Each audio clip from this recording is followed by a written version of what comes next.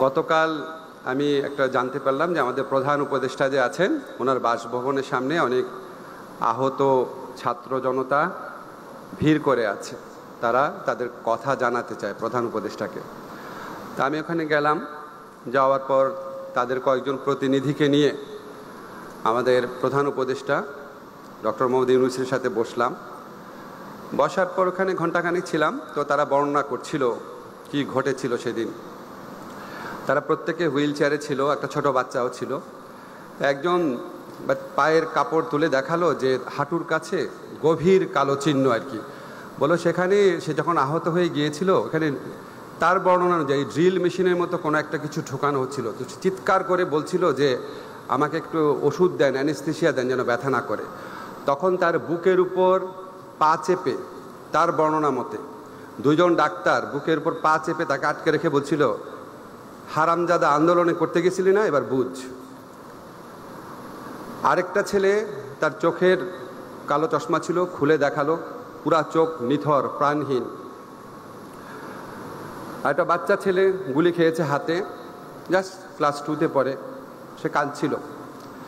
আর একটা ভাই বর্ণনা করছিল যখন তার সাথে থাকা আরেকটা ছেলেকে যখন সে আনছিল দূরের একটা শহর থেকে, তখন অ্যাম্বুলেন্সে বারবার পুলিশ থামাচ্ছিল আহত ব্যক্তিদেরকে তুলে নিয়ে যাওয়ার জন্য, হয়তো হত্যা করার জন্য আহত ব্যক্তিদেরকে। তখন সে বারবার বলছিল যেখানে ডেলিভারি কেস, প্রেগনেন্ট মহিলা আছে। সর্বশেষ পর্যায়ে পুলিশ ইনসিস্ট করেছে না, এটা খুলতেই হবে।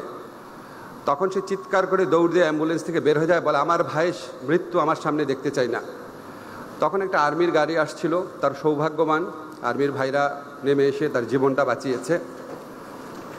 আমরা যখন এসব বর্ণনা শুনি, আপনারাও যখন শুনছেন, আপনারা বুঝতে পারছেন কি একটা শাসন ব্যবস্থার থেকে আমরা মুক্তি পেয়েছি। আমি আগে বক্তৃতায় শহীদদের নাম নিতাম, তারপর মনে হয়েছে যেসব শহীদের নাম আমরা জানি না তাদের মৃত্যু তো আরও অনেক করুণ, অনেক ভয়াবহ। এপিসি থেকে একটা আহত ছেলেকে ফেলে দেওয়া হয়েছিল, আপনারা দেখেছেন, যদি না দেখে থাকেন সবাই দেখবেন, প্লিজ দেখবেন। আহত শরীরটাকে ডিভাইডারের উপর দিয়ে এমনভাবে ফেলা হয়েছে, মরা কুকুরকে বা আহত কুকুরকেও আমরা এইভাবে ট্রিট করি না। 1000 জন কমপক্ষে প্রাণ হারিয়েছেন, 30-40 হাজার আহত হয়েছেন, চোখ হারিয়েছেন। এত রক্তের বিনিময়ে এই উপমহাদেশে কোনো কালে কোনো ফ্যাসিস্ট শাসককে পরাজিত করতে হয় নাই। আপনাদের একটু পার্সপেক্টিভটা মনে রাখা দরকার। শ্রীলঙ্কাতে রাজাপাকসে অত্যাচারী শাসক ছিল, 9 জন লোক মরেছিল, ক্ষমতা ছেড়ে চলে গেছে। আমাদের দেশে আমরা কথায় কথায় হোসেন মোহাম্মদ এরশাদের কথা বলি, 9 বছরে 26 জন মারা গিয়েছিল তার আমলে। আর একটু বেশি কম হতে পারে, বাট ক্যানট বি মোর দেন 40। 9 বছরে ক্ষমতা ছেড়ে চলে গেছে।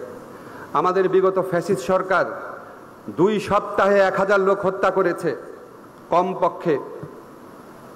বহু মানুষ, বহু পরিবার, বহু হসপিটালে গিয়েছে। কারা মারা গেছে নাম বলে নাই, কারণ ফার্দার একটা হয়রানি হবে। আপনারা সবাই জানেন এই বাংলাদেশে বাস করেন, এই দেশে কি ঘটেছে।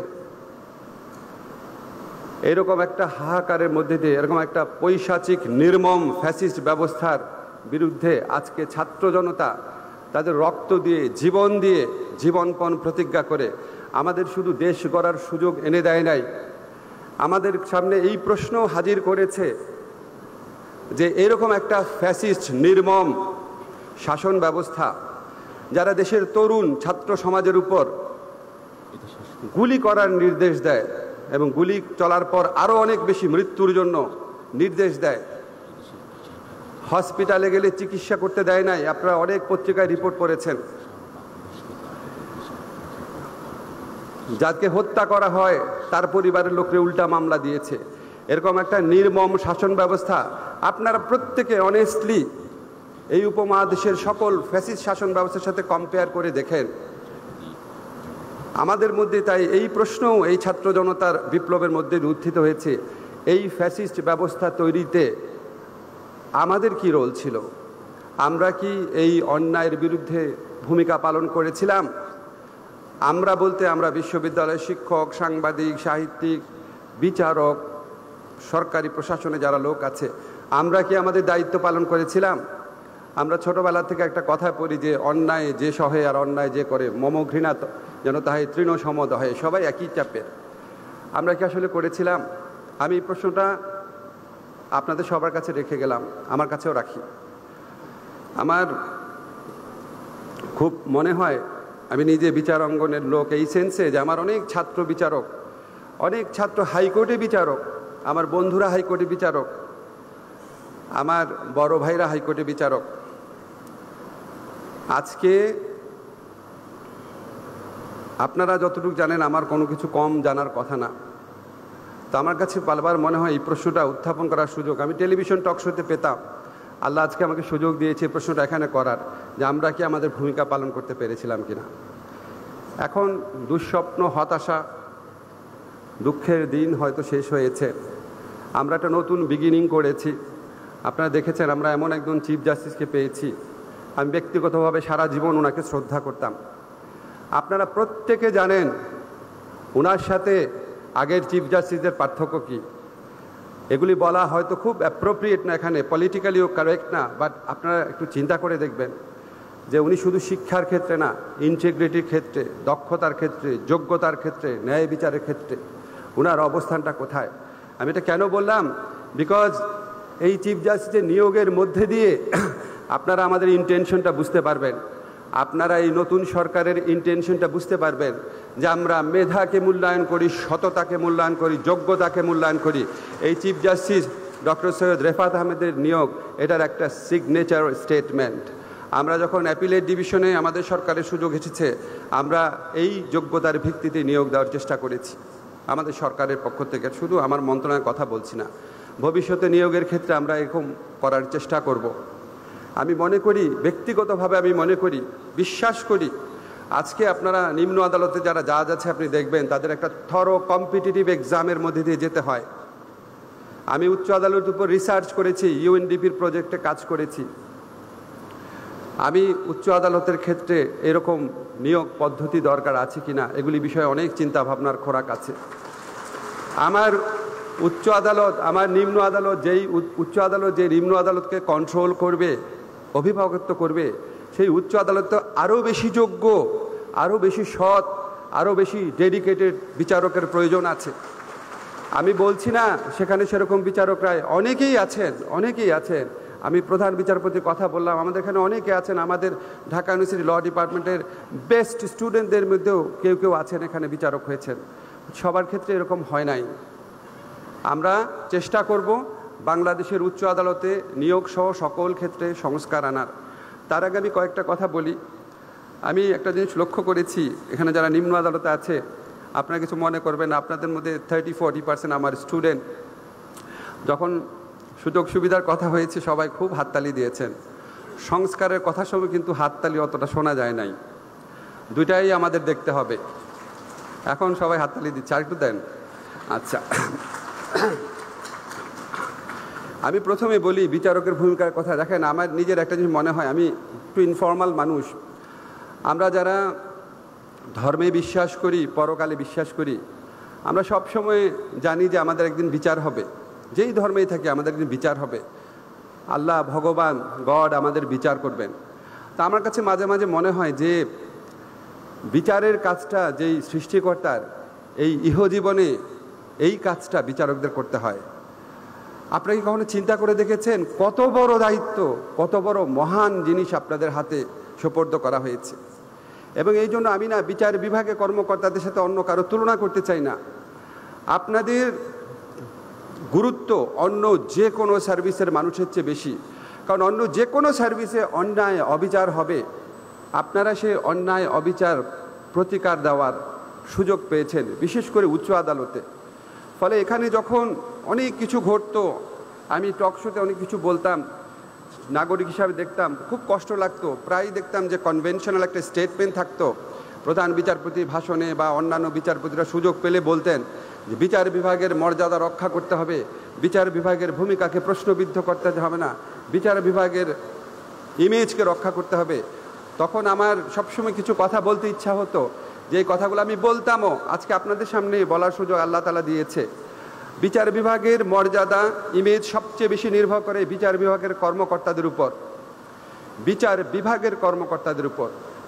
বিচার বিভাগে যদি এমন কোনো বিচারক, প্রধান বিচারপতি থাকেন যিনি একটা ছাত্র সংগঠন থেকে ফুলের শুভেচ্ছা নেন, পুলিশের একজন ধিকৃত কর্মকর্তার থেকে সোনার তরবারি নেন, যদি বিচার বিভাগে এমন কোনো প্রধান বিচারপতি থাকে যিনি আন্দোলনরত ছাত্রদের কাছে উপহাস করেন, যদি এমন কোনো বিচারপতি থাকে যিনি টকশোয়ে বক্তব্যের জন্য স্বরাষ্ট্র মন্ত্রণালয়কে নির্দেশ দেন যে কেন তার বিরুদ্ধে ব্যবস্থা নেওয়া হচ্ছে না, বিচারপতির দায়িত্ব মৌলিক অধিকার রক্ষা করা, আর উনি স্বরাষ্ট্র মন্ত্রণালয়কে নির্দেশ দেন কেন তার মৌলিক অধিকার নষ্ট করা হচ্ছে না, লঙ্ঘন করা হচ্ছে না, গ্রেফতার করা হচ্ছে না।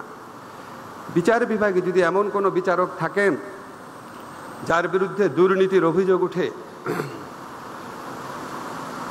এত খারাপ অভিযোগ, এত জঘন্য অভিযোগ বিচারালয় না বাংলাদেশের ঘরে ঘরে পৌঁছে যায় যে এই বিচারকের এই ধরনের বদনাম আছে। বিচারপতিরা যদি তাদের কাছে বিচার চাইতে আসে মানুষ, তারা বিব্রত বোধ করেন। কেন বিব্রত বোধ করেন? আপনি বিব্রত বোধ করবেন একমাত্র আপনার ভাই বোন আসলে।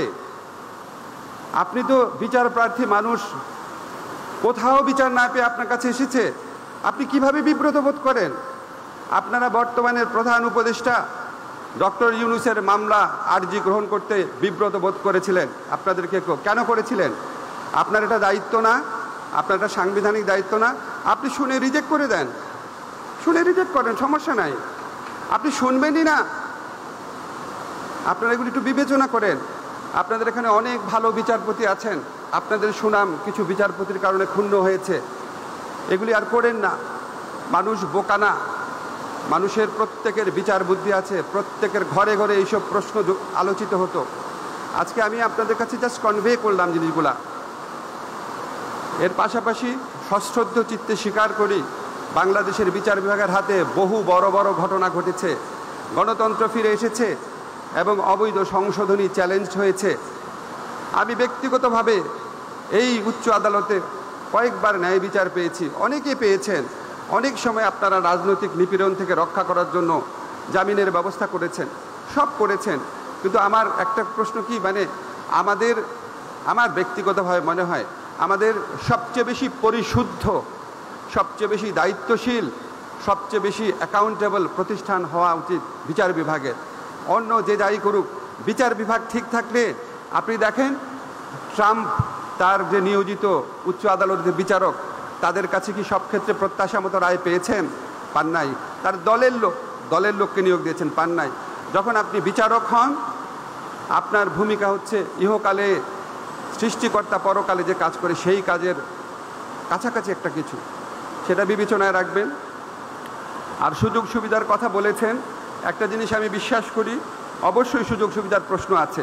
ইতিমধ্যে আমি আপনাদের জানাতে চাই 140টি নতুন ডিস্ট্রিক্ট জাজ পদ সৃষ্টি করার জন্য আমরা আইন মন্ত্রণালয় থেকে উদ্যোগ নিয়েছি। আমার ধারণা এটাতে আপনাদের পদোন্নতির যে জটিলতা আছে সেটা কিছুটা হলেও কেটে যাবে। গাড়ি নগদায়ন একটা বড় ইস্যু। ব্যক্তিগতভাবে আমার মনে হয় গাড়ি আসলে মানে এই যে পর্যায়ে এখন দেওয়া হয় তাদের কাউকেই দেওয়া উচিত হয় নাই। কেন হয় নাই? এটা একটা গরিব দেশ। আমি এই উপদেষ্টার দায়িত্ব নেওয়ার আগ পর্যন্ত আমি রিক্সায় চড়তাম, পাবলিক ট্রান্সপোর্টে চড়তাম, সিএনজিতে চড়তাম, সত্যি চড়তাম। আমার খুব শখ ছিল উপদেষ্টা হওয়ার পরও চড়বো, কিন্তু আমাকে প্রচণ্ড ভয় দেখানো হয়েছে, যেটা অসম্ভব সিকিউরিটির কারণে, অসম্ভব, কোনোভাবেই অ্যালাউ করবে না। একটা গরিব দেশের সবচেয়ে বেশি থাকবে হচ্ছে পাবলিক ট্রান্সপোর্ট। আমরা বিদেশে দেখি, এখানে অনেকেই বিদেশে পড়াশোনা করেছেন, মন্ত্রীরা ট্রেনে করে অফিস করছে।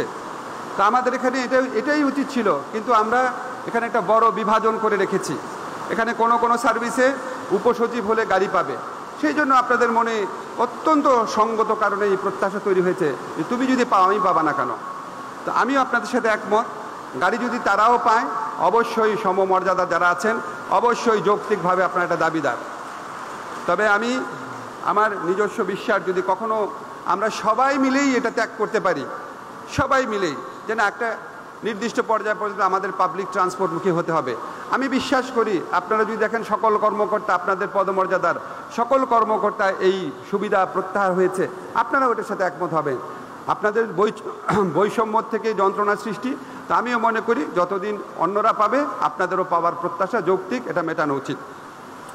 আরও কিছু বিষয় আছে, পদমর্যাদা, এগুলি বিষয়ে আপনাদের অত্যন্ত সুযোগ্য প্রধান বিচারপতি আছেন, ওনার কাছে এখানে মামলা আছে। আমি বিশ্বাস করি ওনার কাছে আপনারা সুবিচার পাবেন, এগুলি নিয়ে আপনারা টেনশন করবেন না। আর বিচার বিভাগের সংস্কারের বিষয়ে আপনারা জানেন আমাদের এখানে অত্যন্ত সুযোগ্য একজন বিচারপতি শাহ আবু নাঈম মমিনুর রহমান, ওনার নেতৃত্বে একটা কমিশন হয়েছে। আমরা তবুও আমাদের সরকারের কিছু কিছু চিন্তা আছে বলে যায়, আপনাদের সাথেও মিলে যায়। এটা হচ্ছে ডিজিটালাইজড জুডিশিয়াল সিস্টেম করতে হবে, independent prosecution, independent investigation, these are must. তারপর ফরেনসিক সাপোর্ট বাড়াতে হবে, আমাদের ফরেনসিক ক্যাপাবিলিটি খুবই সীমাবদ্ধতা আছে। তারপর আপনারা যে আলাদা একটা সেক্রেটারিয়েটের কথা বলেছেন, আমি আপনাদেরকে বলতে চাই যে এই সমস্ত কথা আমি উচ্চারণ করলাম সেগুলি আমি ইউএনডিপির পক্ষ থেকে যখন আমি কনসালটেন্সির কাজ করেছিলাম, আজকের থেকে 16 বছর আগে এক্স্যাক্টলি এগুলি লিখে গিয়েছিলাম। তখন এখানে ফরিদ আহমেদ শিবলি ছিলেন রেজিস্ট্রার জেনারেল, ওনারা জানেন যে আমরা কত সিরিয়াসলি কাজ করেছিলাম। এগুলি অবশ্যই আমাদের চেষ্টা থাকবে। আমাদের সংস্কার কমিশনের প্রধান আছে, ওনার কাছেও আমরা বলবো, আপনারাও বলবেন। বর্তমান পরিস্থিতি নিয়ে কয়েকটা কথা বলি, বিশেষ করে যারা অধস্তন আদালতের আছেন। দেখেন, আমাদের এখানে বিগত ফ্যাসিস্ট সরকার গায়েবী মামলা এবং ঢালাও মামলার একটা কালচার শুরু করেছিল। আমরা সেটা থেকে বের হতে চাই। মানুষের মনে অনেক ক্ষোভ আছে, অনেক অসন্তোষ আছে, এই সমস্ত গায়েবী মামলা দেখার সংস্কৃতি দেখার অভ্যস্ততা আছে। অনেকের বিরুদ্ধে ঢালাও মামলা হয়ে যাচ্ছে। আপনারা যারা নিম্ন আদালতের বিচারকরা আছেন, আমার চেয়ে আপনারা আইন ভালো জানেন। বিচারিক আইনগত প্রক্রিয়ার মধ্যে থেকে মানুষকে যতটা পারা যায় হয়রানি থেকে মুক্তি দেন। আপনারা যখন পুলিশের কাছে নির্দেশ দেন, আমি শুনেছি যে একটা দিয়েছিল তদন্তপূর্বক এফআইআরের, তদন্তপূর্বক এফআইআরের পদক্ষেপ নেওয়া, এটা নাকি আবার হাইকোর্টে একটা রায়ে বলা হয়েছে যে আদালত থেকে পুলিশের কাছে যেটাই পাঠাবে সেটাকেই অটোমেটিক্যালি এফআইআর হিসেবে নেওয়ার। তো এরকম যদি রায় থাকে, নিশ্চয়ই আমাদের অ্যাটর্নি জেনারেল অফিস থেকে চ্যালেঞ্জ করার চেষ্টা করা হবে। আপনারা আপনাদের আইনগত ক্ষমতার মধ্যে যতটুকু পারা যায় করবেন। যেমন একটা উদাহরণ দেই, আমরা যখন দেখেছি কোর্টের মধ্যে আসামিদের উপর অনেকে আছেন সম্মানিত ব্যক্তি ছিলেন একটা সময়, অনেকে আছেন, আমার কথা হচ্ছে ওনারা সম্মানিত হন আর না হন, ওনাদের গিল্ড তো প্রমাণিত হয় নাই। অ্যাকিউজড পার্সন মানে তো কনভিক্টেড পার্সন না। আমাদের দেশের আইনে তো কোথাও নাই যে বিচার প্রার্থী যারা আছে তাকে আপনি হামলা করবেন। তো এখানে আপনার যারা অনেকে আছেন বিচারক আছেন নিম্ন আদালতের, আপনারা আপনাদেরভাবে চেষ্টা করেন ফর্মাল ইনফর্মাল ওয়েতে। এখানে অনেক আইনজীবী আছে, আপনাদের বন্ধু বান্ধব আইনজীবী নেতা আছে, তাদেরকে বোঝানোর চেষ্টা করেন।